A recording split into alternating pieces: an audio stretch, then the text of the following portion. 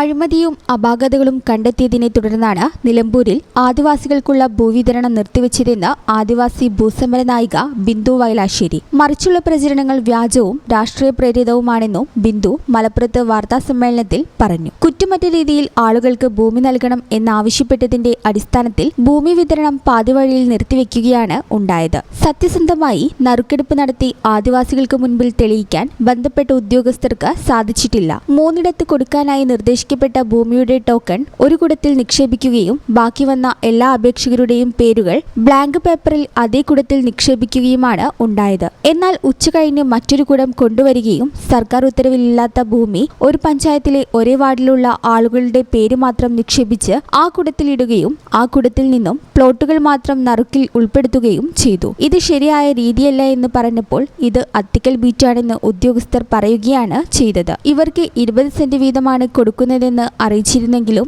ഇങ്ങനെയൊരു സ്ഥലത്തെക്കുറിച്ച് സർക്കാർ പുറപ്പെടുവിച്ച ഉത്തരവിൽ പറയുന്നില്ല. ഇത് ആദിവാസികളോട് ചെയ്യുന്ന കൊടും വഞ്ചനയാണെന്നും ബിന്ദു ആരോപിച്ചു. ആദിവാസികളെ സഹായിക്കാത്തവർക്കെതിരെ വരുന്ന നിയമസഭയിൽ പ്രവർത്തിക്കുമെന്നും ബിന്ദു പറഞ്ഞു. ഗിരിദാസ്, വിജയൻ, ബാലൻ, സാക്കിർ മോങ്ങം എന്നിവരും വാർത്താസമ്മേളനത്തിൽ പങ്കെടുത്തു.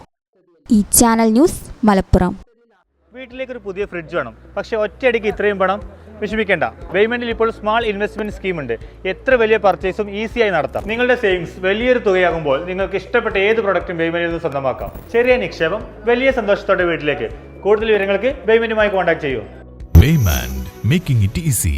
Valanjeri, phone 9526 001 003.